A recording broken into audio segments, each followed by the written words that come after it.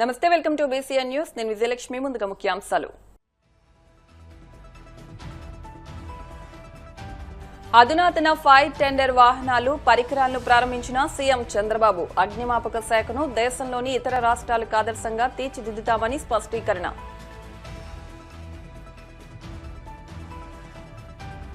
గత 18 ఏళ్లుగా జగన్ పత్రికలో వాస్తవాలను పాతర వేస్తూ నిజాలను అబద్దాలుగా వక్రీకరిస్తున్నారు. తీవ్ర స్థాయిలో విమర్శలు గుప్పించిన ఎమ్మెల్యే గౌతు శిరీష.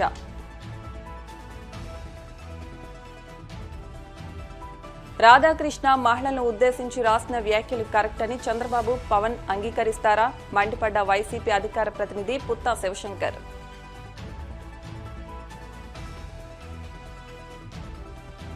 తిరుమల శ్రీవారిని దర్శించుకున్న ప్రముఖ గాయకుడు మనో. ఆలయ మర్యాదలతో స్వాగతం పలికిన అధికారులు.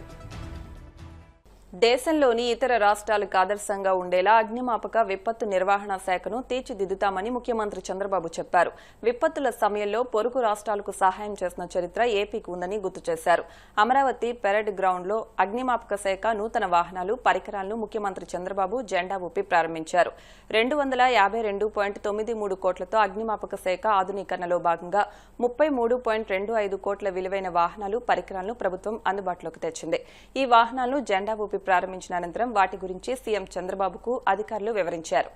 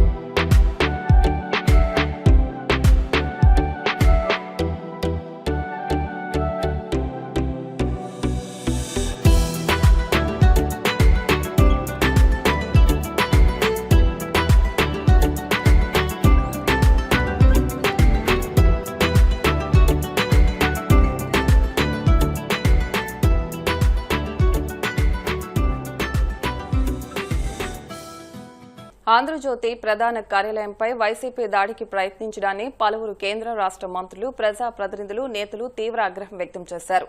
మీడియా స్వేచ్ఛను అణచివేయాలని చూడటం ప్రజాస్వామ్యాన్ని కూనీ చేయడమేనని మండిపడ్డారు. ఆంధ్రజ్యోతిపై దాడిని ఓ పత్రికా సంస్థపై జరిగిన దాడిగా మాత్రమే చూడకూడదని, పత్రికా స్వేచ్ఛపై జరిగిన దాడిగా చూడాలని ఎమ్మెల్యే గౌతు శిరీష అన్నారు. గత 18 ఏళ్లుగా జగన్ పత్రికలో వాస్తవాలను పాతర వేస్తూ నిజాలను అబద్దాలుగా వక్రీకరిస్తున్నారని ధ్వజమెత్తారు. అధికారంలో ఉన్న 5 ఏళ్లు వైసీపీ సొంత పత్రికలో టీడీపీ నాయకులు, ముఖ్యంగా మహిళా నేతలపై రాయించిన రాతలు అత్యంత హేయమన్నారు. హైదరాబాద్లో ఏబిఎన్ ఆంధ్రజ్యోతి కార్యాలయంపై వైసీపీ మాజీ మంత్రులు, మాజీ ఎమ్మెల్యేలు దాడి చేయడాన్ని ఒక శాసనసభ్యురాలుగానే కాకుండా ప్రజాస్వామ్యం మీద నమ్మకం ఉన్న వ్యక్తిగా కూడా ఈరోజు ఖండిస్తున్నాం. ఈరోజు ఏబిఎన్ మీద జరిగిన దాడి పత్రికా స్వాతంత్రం మీద, పత్రికా స్వేచ్ఛ మీద, అలాగే ప్రజాస్వామ్యం మీద జరిగిన దాడి. ఇందులో ఎటువంటి సందేహం లేదు.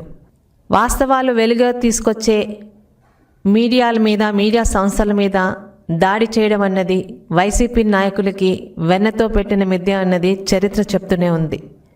18 సంవత్సరాలుగా సాక్షి ఛానల్లో కానీ, సాక్షి మీడియాలో కానీ ఏ రోజైనా ఒక్కరోజు కూడా వాస్తవాలు రాయకుండా అబద్ధాల్ని నిజాలుగా, నిజాల్ని అబద్ధాలుగా వక్రీకరించే సాక్షి ఛానల్కి, సాక్షి పత్రికకి, వాళ్ళ యాజమాన్యానికి ఈరోజు నిజాలని నిర్భయంగా ప్రజల ముందు తీసుకురావడాన్ని సహించలేక చేసిన దాడి ఇది.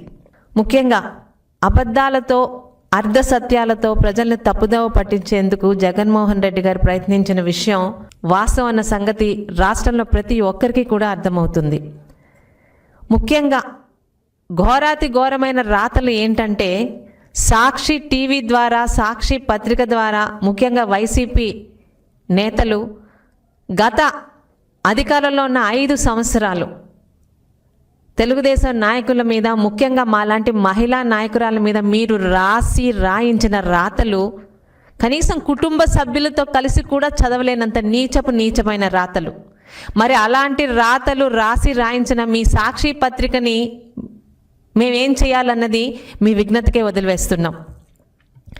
ఈరోజు ప్రజాస్వామ్య వ్యవస్థలో నాలుగో స్తంభంగా నిలిచి ప్రజలకి అండగా నిలబడేటువంటి మీడియా సంస్థల మీద దాడులకు పాల్పడడం అన్నది వైసీపీ నేతల వైసీపీ పార్టీ తాలూకా దిగజారుడు రాజకీయాలకి ఇది ఇంకొక ఉదాహరణ.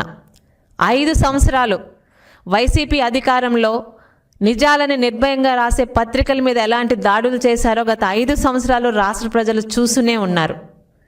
ఆఖరికి అసెంబ్లీలో జరిగే ప్రతి ఒక్కటికి ప్రజలకి తెలియాల్సిన అవసరం ఉన్నప్పటికీ కూడా వారికి సహకరించే 4-5 ఛానల్స్ని మాత్రమే లోపలికి తీసుకొని నిజాలని ప్రజలకి తెలియజేసేటువంటి ఎన్నో ఛానల్స్ని ఈనాడు కానీ ఏబిఎన్ కానీ టీవీ5 కానీ అలాంటి నిజాలు చెప్పే ఛానల్స్ని బ్యాన్ చేసి ఒక అసెంబ్లీ వార్తలనే కాదు కనీసం ఫైబర్ నెట్ ద్వారా ప్రతి ఇంటికి కూడా ఈ వార్తలు వెళ్ళనీయకుండా ఆ ఛానల్స్ని పూర్తిగా అణగదొక్కిన సంగతి గత 5 సంవత్సరాలు ఒకసారి ప్రజలకి ఈ సందర్భంగా గుర్తు చేస్తున్నామండి. ఆంధ్ర రాష్ట్రంలో ప్రజలకి నిజాలు తెలియకూడదు, వారు చెప్పినవే చేసినవే అబద్ధాలని ప్రజల ముందుకు తీసుకెళ్లాలని ఆ రోజు ఎలాగైతే అటువంటి రాజకీయాలు చేశారో ఈరోజు ప్రజలు 11 సీట్లకి పరిమితం చేసి ఇంట్లో కూర్చోపెట్టినా సిగ్గు లేకుండా సిగ్గు పడకుండా ఈరోజు తానా అంటే తందానా అనే ఆ మతి లేని నాయకులతోని ఈరోజు ఇలాంటి దాడులు చేయిస్తున్నారు వైసీపీ పార్టీ. ఇక ఇదన్నిటికీ దేనికి కారణం అంటే అమరావతికి ఈరోజు చట్టబద్ధత వచ్చేసింది. అది భరించలేక ప్రజల తాలూకా డైవర్షన్ పాలిటిక్స్లో ప్రజల్ని పక్కదారి పట్టించడానికి ఈరోజు దాడులు. ఎక్కడండి ప్రజాస్వామ్యం? ఈరోజు బాధగా ఉంది. అంటే అధికారం పోయినా కూడా ఇలాంటి దాడులు చేయడం ద్వారా రోజు రోజుకి వైసీపీ నాయకులు వారు ఎంత నీచాతి నీచంకి దిగజారుతున్నారో ప్రజలకి ఈ సందర్భంగా ఒక్కసారి అర్థం అవ్వాలి. ఆంధ్రజ్యోతి ఎండీ రాధాకృష్ణ వ్యాఖ్యలను నిరసిస్తూ వైసీపీ ఆధ్వర్యంలో శాంతియుత నిరసన కార్యక్రమాలు చేపడితే ముఖ్యమంత్రి చంద్రబాబు డిప్యూటీ సీఎం పవన్ కళ్యాణ్ తట్టుకోలేకపోతున్నారని వైసీపీ అధికార ప్రతినిధి పుత్తా శివశంకర్ విమర్శించారు. రాధాకృష్ణ మహిళలను ఉద్దేశించి కొత్త పలుకు పేరుతో రాసిన కథనాలు, ఆయన వ్యాఖ్యలను చంద్రబాబు పవన్ కళ్యాణ్ అంగీకరిస్తారా అని నిలదీశారు. మావిగానంశం చంద్రబాబుకు ఉరితాడుగా మారిందని, అమరావతి వ్యవహారాల్లో నిజాలు బయటపడుతుండటంతో అసత్య కథనాలు ప్రచారం చేస్తున్నారని ధ్వజమెత్తారు. తెలుగుదేశం పార్టీ వాళ్ళ మీద ఏ విధంగా దాడి చేస్తున్నాయి, ఎందుకింత దాడి, ఎందుకింత భయము? రాష్ట్ర ప్రజలకు మేలు చేయడానికే కదా ప్రభుత్వంలోకి మీకు ఓటేసింది. జగన్ గారు చెప్పినటువంటి ప్రపోజల్ మీకు నచ్చకపోతే నచ్చలేదని చెప్పండి, ప్రజల్ని కన్విన్స్ చేసుకోండి. అంతేకాని వైఎస్ఆర్ కాంగ్రెస్ పార్టీ ఇంట్లో ఉన్నటువంటి మహిళలని నాయకులని నీచమైనటువంటి కామెంట్ చేసే అధికారం నీకెవరిచ్చారయ్యా? ఇది చంద్రబాబు చేసేటువంటి కుట్రలు కానీ తెలుగుదేశం పార్టీ ఎల్లో మీడియా ఈ కుట్రలను పన్నాగాలను భరిస్తూ ఉండడానికి వైఎస్ఆర్ కాంగ్రెస్ పార్టీ ఆత్మాభిమానం లేని పార్టీ కాదు. పద్ధతుల్లోనే గట్టిగా రెస్పాండ్ అవుతాం, వదిలిపెట్టాం. మీ బుద్ధి మార్చుకోకపోతే మరింతగా కూడా గట్టిగా స్పందించాల్సింది వస్తుంది. ఇవాళ కూడా అందులో భాగంగానే హైదరాబాద్లో ఆ యొక్క నీచమైనటువంటి కార్యాలయం ముందు, ఏబిఎన్ ఆంధ్రజ్యోతి కార్యాలయం ముందు మా వాళ్ళు శాంతియుతంగా ధర్మాగ్రహం వ్యక్తం చేస్తూ అక్కడ శాంతియుతంగా ప్రొటెస్ట్ చేస్తే దాన్ని తండ్రి కొడుకులు ఉప ముఖ్యమంత్రి కీ కట్టుకొని వచ్చి గిలగిలగిలగిలగిలా కొట్టుకుంటూ ట్వీట్ల మీద ట్వీట్లు వేస్తూ ప్రెస్ నోట్లు రిలీజ్ చేసుకుంటూ అయ్యో ఏదో జరిగిపోతుంది, ఇది వ్యాఖ్యానమే కదా అని ఒకరు, ఇది సందేశమే కదా అని ఒకరు, ఇది జర్నలిజం కదా అని ఒకరు. ఏమయ్యా చంద్రబాబు నాయుడు గారు, లోకేష్ గారు, ఒక్కసారి గుర్తు తెచ్చుకోండి.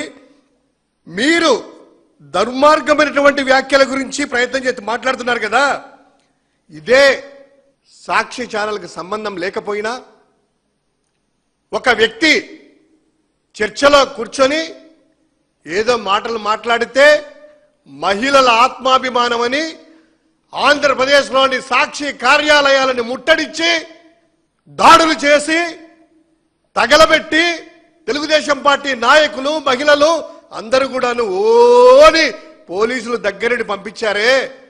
ఏంటంటే మహిళల ఆత్మాభిమానం అంట.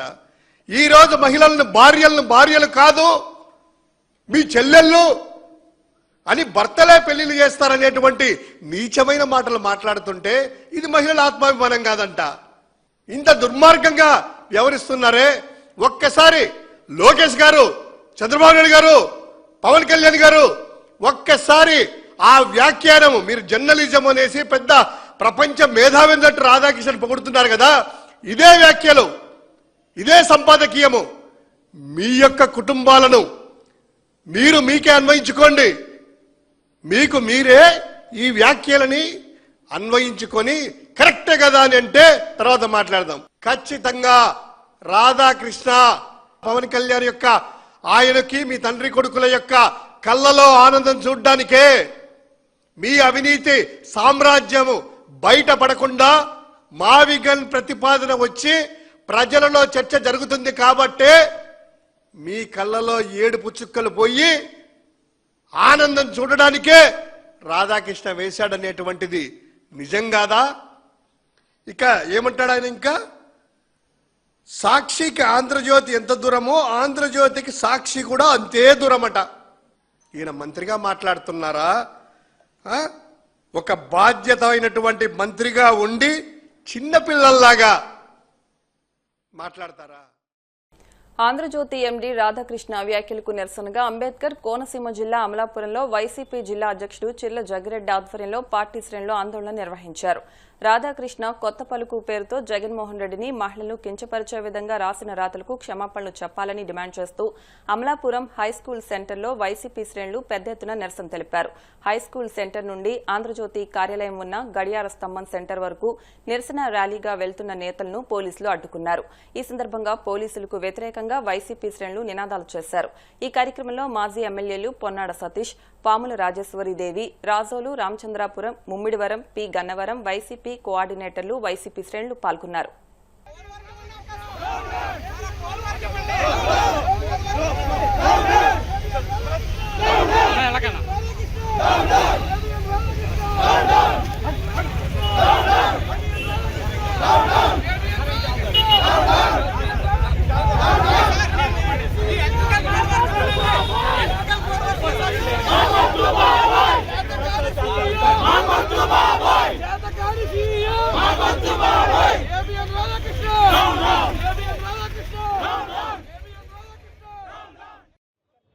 ఆంధ్రజ్యోతి ఎండీగా ఉన్నటువంటి రాధాకృష్ణ గారు వైఎస్ఆర్ జగన్మోహన్ రెడ్డి గారి పైన, అలాగే వైఎస్ఆర్ కాంగ్రెస్ పార్టీ నాయకుల పైన, మరి ముఖ్యంగా మనం ఏదైతే ఆంధ్ర రాష్ట్రంలో తల్లిగా కొలిచేటువంటి మహిళల పైన అనుచిత వ్యాఖ్యలు చేసి యావత్ దేశంలో ఉన్నటువంటి మహిళలందరూ కూడా తలదించుకునే విధంగా వారు వ్యాఖ్యానించడం జరిగింది. వారు అన్న మాటలు ఏమిటంటే, ఎవరైతే వైఎస్ఆర్ కాంగ్రెస్ పార్టీలో నాయకులు ఎవరైతే ఉన్నారో వారు వెన్నుముకలేనటువంటి వారు జగన్మోహన్ రెడ్డి గారు ఏమి చెబితే దాన్ని నమ్మి, ముఖ్యంగా వారి భార్యలను సైతం అవసరమైతే వారు మీ చెల్లెళ్ళని చెబితే నమ్మి వారికి పెళ్లిళ్ళు చేయడానికి కూడా మరి వెనకాడరు వైఎస్ఆర్ కాంగ్రెస్ పార్టీ నాయకులు అనే విధంగా, మరి సభ్య సమాజం తలదించుకునే విధంగా మరి వారు మాట్లాడడం జరిగింది. మేము అడుగుతున్నాం, ఇవాళ మేము ప్రతిపక్ష హోదాలో ప్రతిపక్ష బాధ్యతలో ఉన్నాం. ఈ రాష్ట్రంలో నారా చంద్రబాబు నాయుడు గారు వారు చేసే రియల్ ఎస్టేట్ కోసం ప్రజల యొక్క సొమ్ము, ఒకవైపు మరి నెల జీతాలకు కూడా డబ్బులు లేవి ప్రభుత్వం దగ్గర అని చెబుతూ ఈ రాష్ట్రంలో ఉన్నటువంటి సుమారు 2 లక్షల కోట్ల రూపాయల్ని ఎవరైతే తెలుగుదేశం పార్టీ నాయకులు మరి రాధాకృష్ణ గారి వాళ్ళు చేసుకుంటున్న రియల్ ఎస్టేట్ పేరుతో మరి అమరావతికి మార్చేసేటువంటి ఖర్చు పెట్టే కార్యక్రమం వారు చేస్తూ ఉన్నారు. మేము దాన్ని వ్యతిరేకిస్తూ మా జగన్మోహన్ రెడ్డి గారు కూడా బాధ్యతాయుతమైనటువంటి ప్రతిపక్షంగా ఆయన మా ఆలోచన కూడా చెప్పాడో ఆ ఆలోచన మావిగన్ అనేటువంటి ఒక ఆలోచన అదే పెట్టమని చెప్పట్లేదు, కానీ ఆ రకంగా మనం తీసుకుని ఏదైతే 2 లక్షలు ఖర్చు పెట్టి మీరు చేసేటువంటి రాజధానిని కేవలం 20,000 కోట్ల రూపాయలతో చేయొచ్చు కదా అనే ఆలోచన ఆయన చెప్పాడు. ఆయన చెప్పిన ఆలోచన ఇవాళ యావత్ రాష్ట్రంలో 5 కోట్ల మంది జనాభాని ఆలోచింపజేసేటువంటి సలహా జగన్మోహన్ గారు ఇచ్చారని చెప్పి సందర్భంగా మనం చేస్తున్నాం. మా నాయకుడు ప్రతిపక్షంగా ఇచ్చినటువంటి సలహా మంచిదైనప్పుడు మేమందరం కూడా దాన్ని ఫాలో అవడానికి సుశిక్షణైన కార్యకర్తలుగా వైఎస్ఆర్ కాంగ్రెస్ పార్టీ శ్రేణులుగా జగన్మోహన్ రెడ్డి గారి కష్టంలో ఉన్నప్పుడు ఇవాళ కార్యకర్తలంతా వెంటుండడం మా యొక్క నరలో ఉందని చెప్పి ఈ సందర్భంగా మనవి చేస్తున్నా. అలాగే మీరు పవిత్రమైనటువంటి జర్నలిజం ముసుగులో ఉండి మీరు పచ్చవాళ్ళతో రాత్రిపూట చేసేటువంటి, ముఖ్యంగా నారా చంద్రబాబు నాయుడు గారు పక్కలో దూరి మీరు చేస్తున్నటువంటి మరి జర్నలిజం మాదిరి బ్రోకరిజమా ఏమనాలా, మీ వల్ల మిగిలినటువంటి మరి జర్నలిస్టులందరూ కూడా తలదించుకునే విధంగా మీరు వ్యవహరించారు. ఎప్పటికన్నా బుద్ధి తెచ్చుకుని మీ వ్యాఖ్యలు బేషరతుగా వెనక్కి తీసుకోకపోతే రాధాకృష్ణ గారు మీకు భవిష్యత్తులో మాట్లాడడానికి నాలుగు ఉండదు, కోసి కారం పెడతారు ఆడపడుచులని చెప్పి సందర్భంగా మీకు మనవి చేస్తూ ఉన్నాం. ఇప్పుడు కాసేపు ప్రకటనలు.